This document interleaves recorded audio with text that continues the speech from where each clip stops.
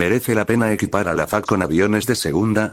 ¿Puede Colombia pagar incluso por estos cazas? ¿Hará algo la izquierda para impedir su llegada?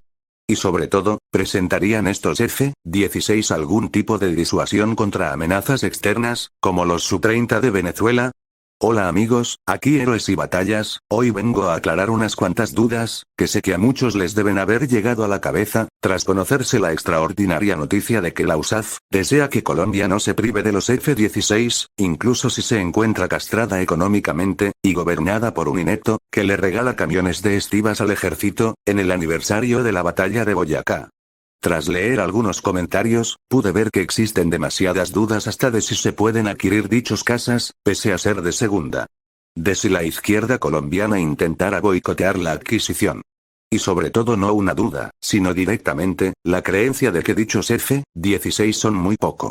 Creo que las personas que han dicho esto último, no tienen una noción ni mínimamente clara de en qué estado se encuentra la FAC, y para las otras dudas, creo que solo hace falta empaparse de un poco de información sobre cómo trabaja la USAF, que es un generalato serio, y uno que no dimite con la humillación de los camiones de estivas, y hasta dónde puede intervenir un senador o político cualquiera, de la inclinación política que sea, en las decisiones que toma un cuerpo militar.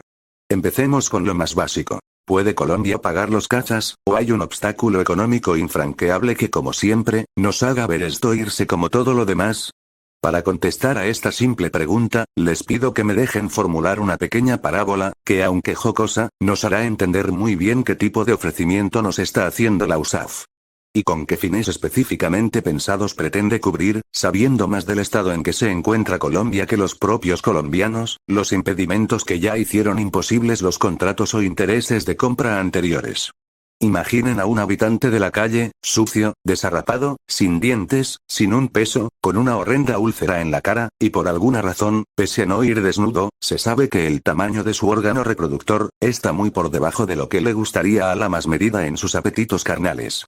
De repente nuestro amigo, al que apodaremos Philip, ve a una chica en un Ferrari, con medidas de supermodelo, y con muchas bolsas de compras. Básicamente, el sueño de cualquier hombre. A esta chica despampanante le diremos Mónica. Ahora pregúntense, ¿puede Philip vivir en la casa de Mónica, hacerle el amor, ser su novio, y conducir su Ferrari? La respuesta lógica es no, pues Philip era un desarrapado miserable. Pero, si Mónica quiere, y quizá tiene algún tipo de fetiche con la suciedad y la pobreza, sí. En condiciones normales, la Fuerza Aérea Colombiana jamás podría adquirir un caza, no porque el país no disponga de los recursos necesarios, sino porque una pérfida izquierda, y una amangualada y cobarde derecha, no facilitan ni un centavo. Pero, la USAF conoce perfectamente esta situación. Y por ello, ha decidido regalar un puñado de sus F-16 de cementerio de aviones. Los cuales ya no valen nada para sí. Y lo que sería quizás, lo más costoso, algunos misiles y línea logística necesaria para su operatividad. Por un precio que rondará, a lo más, unos 150 a 300 millones de dólares. Básicamente, lo que se puede permitir la FAC en 2 años de ahorro. Un precio irrisorio. Por tanto, Colombia sí que puede adquirirlos, incluso si no puede pagar aquel mínimo monto de un solo golpe. En un plazo de 3 a 5 años, o más, dependiendo la miseria, incluso nuestra deplorable Fuerza Aérea podrá pagarlos. Volviendo a nuestro ejemplo, la Fuerza Aérea, por llamarle de algún modo, es como el sujeto de la historia. Desafortunada y en condiciones deplorables, normalmente, incapaz de ambicionar a nada. Pero la USAF es como la chica de la historia, y dado que es su voluntad regalar sus bienes, por algo que en la historia es injustificable, pero que en la vida real es una alianza que no se puede dejar morir o abandonar del todo. Tendremos lo que jamás podríamos pagar, con nuestro sueldo de limosneros. Lindo, ¿no crees? Ahora bien, una pregunta más importante, antes de saber lo que a todo el mundo le interesa, ¿merecen la pena? Es si la izquierda colombiana dejara que lleguen estos cazas. Se sabe que el presidente de Colombia es una figura decorativa, temeroso de que dirá o dejara de decir la izquierda, pero sobre todo, ajeno a armar a las fuerzas militares. Sin ir más lejos, este 7 de agosto, pronunciaba un discurso electoral a lo Donald Trump, en un día patrio, y hablaba de que se debía escoger al candidato que entre comillas, favoreciera a estas fuerzas armadas. Regalándole ataúdes andantes a sus fuerzas militares. Sin embargo, incluso esta clase de protohombre, y su antítesis política, los comunistas, tienen poco que hacer para impedir la llegada de los F-16. Simplemente porque, como ya vimos en el punto anterior, la USAF conoce al detalle la situación de Colombia, y como la mejor fuerza aérea del mundo, y un generalato serio que son, no han de lanzar los dados, sin que estos estén cargados. Y con una escopeta bajo la mesa para mayor seguridad. Hasta el momento, las dos maneras que tenía la derecha y la izquierda de impedir la compra, entre paréntesis, hágase mucho énfasis en compra, era siendo completamente indiferentes a la hora de procurar presupuestos, en el caso del gobierno. O criticando a través de Twitter, y en su curul del Senado, para sembrar la agitación en las masas, y el pánico en el gobierno, temeroso del que dirán, en el caso de la izquierda.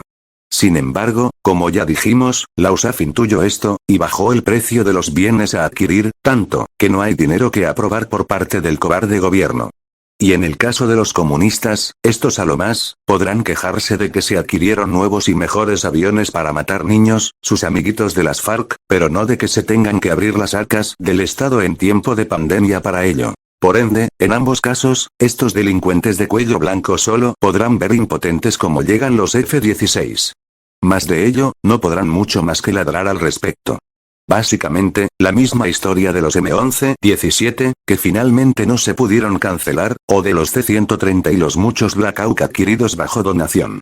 Y es que por mucho que haya que pagar algo simbólico, la USAF no hace esto por el dinero, sino para equipar a un aliado, de modo que incluso si como dije no se puede pagar de inmediato, estos darán plazos de pago ridículamente cómodos, hasta vernos con un puñado de cazas plenamente operativos, y al menos 100 misiles. Literalmente, nos están dando sopa con cuchara. Por último, la pregunta más importante, y que sé que a todos les interesa por sobre cualquier otra, ¿merecen la pena? ¿Pueden ser disuasivos estos aviones sacados de entre comillas, cementerio de aviones? Bueno, a estas dos preguntas, hay tres respuestas diferentes que convergen, y por suerte, nos dan un resultado positivo. Primero que nada, y antes de pensar en para dónde queremos ir, o cómo queremos estar armados, hay que ser conscientes, y saber cómo se encuentra la entre comillas, Fuerza Aérea Colombiana en 2021. ¿Sabéis cuántos son los misiles BVR que tiene la FAC? Si buscan en Wikipedia, donde también tenemos tanques de guerra, verán que supuestamente hay 40, más otros 250 misiles de corto y mediano alcance de todos los tipos. Nuevamente, según Wikipedia. Pero en la vida real, hay solamente 16 misiles de mediano, largo alcance, y aunque no tengo fuentes o información precisa, estimo que menos de 100 misiles de todos los tipos. Pues recordemos que hablamos de la FAC. ¿De verdad creen que no necesitamos aunque sean 60 misiles AIM-120, de alguna versión primaria, en estas condiciones de mendicidad militar? Ahora, en el plano operativo y del estado de los cazas, Colombia ya perdió 3 interceptores, y se encuentra a 2 o 3 años a lo mucho, de colapsar definitivamente, y no poder volar más que 5 o 6 cazas con una disponibilidad que se traduce en uno solo. Esta donación, más que ser el reemplazo del Kafir, es la única posibilidad que tiene Colombia de seguir operando un reactor. Sencillamente, no se trata de si estos cazas son lo mejor, se trata de que si no llegan, ya no habrá ala supersónica en 3 años. ¿Qué tan simple como eso? Pero aún así, no está de más saber cuál es el estado de los F-16 que obtendremos. Existe una diferencia entre los auténticos cementerios de vehículos militares, como los inmensos diques secos donde van a oxidarse y ser desmantelados los submarinos rusos de la Guerra Fría. Y las reservas estratégicas preservadas en sitios seguros. Estados Unidos posee la que es la flota de aviones en reserva más grande del mundo, naves que como intuimos no vuelan, pero es interesante saber cómo estas llegaron allí, cuál es su estado de conservación, y en qué estado se encontraban cuando salieron de servicio. La base de la Fuerza Aérea de Estados Unidos Davis Monthan, en Tucson, Arizona cuenta entre sus filas con naves modernas, pero también, con aviones de la guerra de Vietnam o Corea, todos preservados por si algún día, en un conflicto a escala global, fuera necesario echar mano de estos, a pesar de ser por ejemplo, un F-4 Phantom.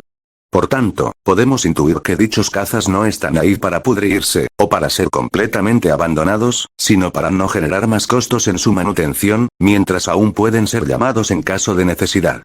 La mayoría no salieron de servicio por algún tipo de falla mecánica, sino porque sencillamente, eran los más antiguos de cada escuadrón, y por tanto, los que por lógica primero habrían de retirarse, pero sin cumplir la totalidad de sus horas de vuelo. Tras la caída del bloque soviético, la Fuerza Aérea de Estados Unidos, pasó de tener casi el triple de aviones que hoy tiene, a reducirse año tras año, de manera precipitada, pues mantener operativos miles de aviones que no irían nunca a una guerra, salvo la del Golfo de 1991, era algo estúpido hasta para la primer potencia de la Tierra. Así que la mayoría de aviones modernos, o relativamente, como el C-5 Galaxy, los muchos F-15 Eagle, y los F-16, no están allí porque se cumpliera su vida útil, sino porque eran demasiado numerosos para el tamaño de las fuerzas enemigas que debían enfrentarse, y por tanto, un gasto operativo sin mucho sentido. Es así pues como nuevamente, la USAF es nuestro mayor garante de recibir algo decente, ya que ellos mismos echarán mano de aquello que esté en mejores condiciones. Después de todo, tienen nada menos que 4.000 planos para escoger. Así que por mucho que se diga que vienen de cementerio de aviones, la verdad es que no solo están mucho mejor que el Kafir, sino quizá también, que los F-16 de segunda comprados por Chile, o en las mismas condiciones. Por último, ¿son disuasivos? Definitivamente, los F-50 surcoreanos, no tienen mucho que hacer frente a los Eurofighter ingleses destacados en las Islas Malvinas, pero, les aseguro que son mucho mejores en dicha lucha desigual que los Pucara o los Super Etendard. El mismo cálculo vale para nosotros, y sin embargo, es alentador saber que la flota de Su-30 venezolanos, está casi igual de muerta que los Kafir, teniendo solo 16 o menos aparatos en el aire, y todos ellos pertenecientes a una versión de capacidades reducidas, simplificada, y en bajas condiciones de mantenimiento. Así que incluso 10 F-16, con al menos 70 misiles disponibles, ya son una contraparte bastante buena para enfrentar a los Su. Partiendo de la máxima que en el Congo, incluso un palo con punta puede construir un imperio. Por tanto, considerando estos tres factores, que estamos en la inmunda, al borde de no poder romper la barrera del sonido. Que los F-16 no serán lo más chetado, pero tampoco chatarra a volante. Y que los Su-30 también están bastante mal. Creo que no queda más que decirle un sentido gracias a los americanos, pues nos están sacando las castañas del fuego. Y para aquellos que dicen que esto es muy poco, solo recordarles que los pordioseros no pueden elegir, y que a caballo de guerra regalado, no se le mira el diente.